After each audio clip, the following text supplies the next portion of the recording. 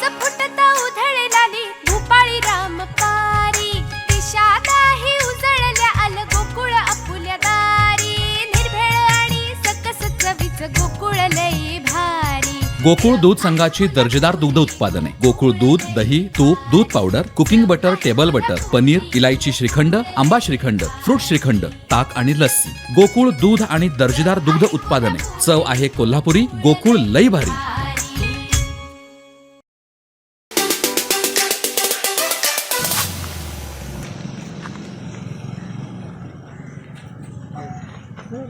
आज तुम्ही जे आंदोलन करता ते कशासाठी आणि आता तुम्ही काय करणार आहे पुढे? ह्याच्यामध्ये मी जी तक्रार दिलेली 19 ऑक्टोबर 2022ला त्याच्याप्रमाणे आता साधारण 10 महिने होत आले, त्याच्यावर काही कारवाई नाही झाली। तक्रार अशी होती की एक JCB माफिया होता जो एकच नंबर वापरून 2 JCB चालवायचा। तर त्या घटनेमध्ये इन्स्पेक्टर अतुल जाधव यांनी घटनास्थळावर एक हवालदार दिला ज्याचं नाव आहे अमर कांडा।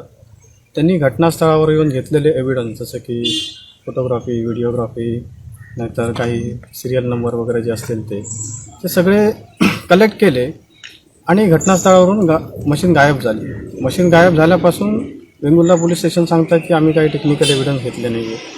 मग घेतले नाही तर मग ज्यावेळी हवालदार इन्स्पेक्टर अतुल जाधव यांनी सांगितलेलं की कांडर दोन्ही गाड्या घेऊन वेंगुर्ला पोलीस स्टेशनमध्ये ये, तर त्या गाड्या पण ताब्यात नाही घेतल्या, पंचायती नाही घातली आणि माफियाला गाडी पळवायला चान्स दिला।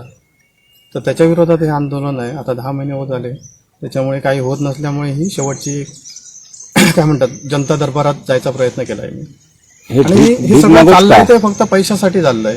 माफियाबरोबर साठेलोटे करून पैसे जमवले, त्याच्यामुळे त्यांना जे पैशाची जी अपेक्षा आहे ती मी एक भिगेतनं वेंगुर्ला शहरातील नाहीतर तालुक्यातील लोकांनी जे सहकार्य केलं आहे ती सगळी भीक जाऊन त्यांना देईल। कदाचित त्यांचा अंतरात्मा जागा होईल आणि योग्य तो निर्णय घेतील। भगवद्गीता सोबत आहे काय विषय आहे की शेवटी कोर्ट शेवटी भगवद्गीतेवर हात ठेवायला सांगतो। तर मला वाटतं की हात ठेवण्यापेक्षा मी भगवद्गीताच बरोबर घेऊन जातो आहे। आणि जसं की वेंगुर्ला पोलिसांनी जो नोटीस बजावली मला की कोण माणूस घेऊन नाही राहू शकत, नाहीतर तुझ्याबरोबर लोक असायला नाही पाहिजे, लाऊडस्पीकरवरून तू करायला नाही पाहिजे, बैलगाडीतनं तू करायला नाही पाहिजे। मग अशावेळी शेवटचा पर्याय म्हणजे श्रीकृष्ण, आणि ज्याचा सारथी श्रीकृष्ण असेल त्याचा विजय निश्चित आहे। आता तुमची पुढची भूमिका कशी असेल? पुढची भूमिका काही दिवस मी वाट बघेन SP ऑफिस नाही तर DYSP ऑफिस याच्यात काय कारवाई करत आहे, कारण वेंगुर्ला पोलीस स्टेशनमधनं मला काही अपेक्षा नाही आहे।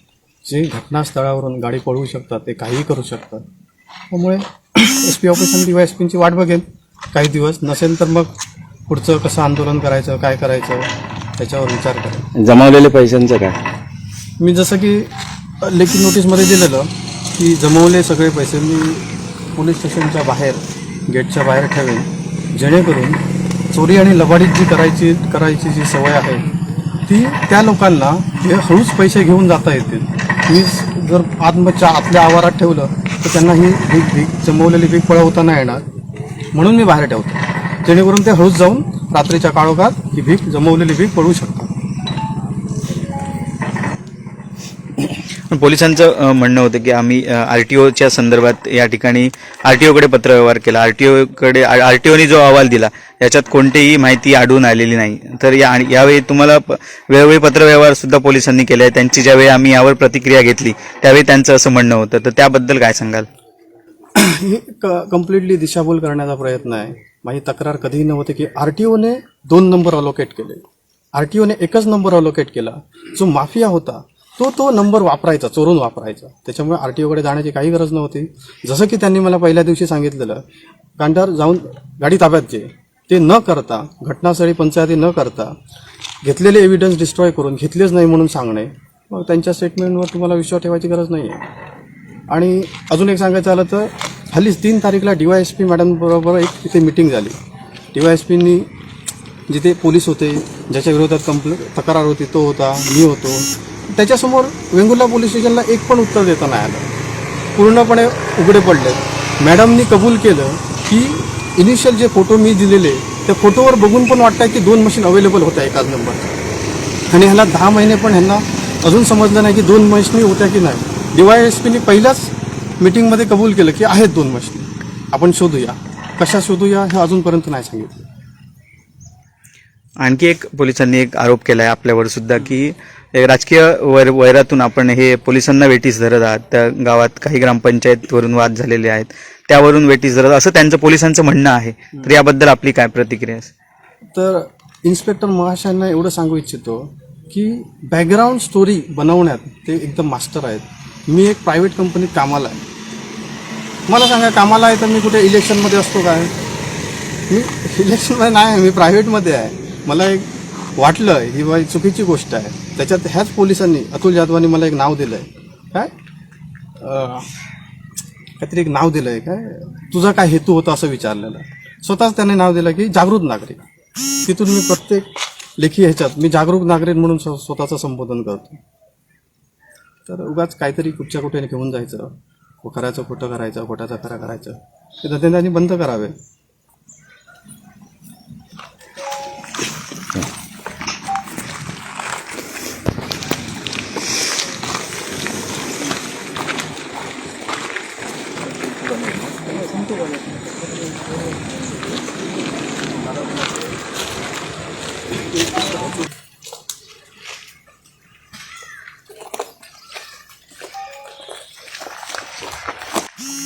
तर आपण आता या ठिकाणी पाहिलं की जीवन कुडाळकर यांनी वेंगुर्ला पोलीस ठाण्याच्या समोर हे आंदोलन या ठिकाणी केलं, भीक मागो आंदोलन. त्यांनी संपूर्ण तालुक्यात आडेली गाव असेल किंवा मठ, त्याचप्रमाणे वेंगुर्ला शहर या ठिकाणी जाऊन हे भीक मागो आंदोलन केलेलं आहे. त्यांचा पोलिसांवर त्यांनी आरोप केलेले आहेत. याबाबत पोलिसांची सुद्धा प्रतिक्रिया जाणून घेण्यात आली. यात पोलिसांनी सांगितलेलं आहे की याबद्दल घटनास्थळी पाहणी केली असता कोणतेही 2 JCB आढळून आलेले नाहीत किंवा त्याचप्रमाणे RTOचा अहवालसुद्धा प्राप्त झाल्यानुसार कोणतेही त्यात तथ्य आढळून आलेलं नाही. याबाबत त्यांना वारंवार पत्रव्यवहार करण्यात आलेले आहेत. त्याचप्रमाणे त्यांनी कोर्टाचा सुद्धा याबाबत सल्ला घ्यावा किंवा कोर्टात जावं असं सुद्धा त्यांनी पोलिसांनी जीवन कुडाळकर यांना वेळोवेळी सांगितलेलं होतं. तरीसुद्धा ग्रामपंचायतच्या काही अशा वैरामधून की त्यांची त्या संबंधित काही जणांची ग्रामपंचायतमध्ये निवडणुकीमध्ये वैर आहेत किंवा त्या संदर्भात वैर आहेत, याच्यातून ह्या घटना ते असं खोडसाळ आंदोलन करून याच ठिकाणी किंवा पोलिसांना वेटीस धरत असं पोलिसांनी प्रतिक्रिया दिलेली आहे. मात्र जीवन कुडाळकर यांची सुद्धा आपण आता प्रतिक्रिया ऐकलेली आहेत.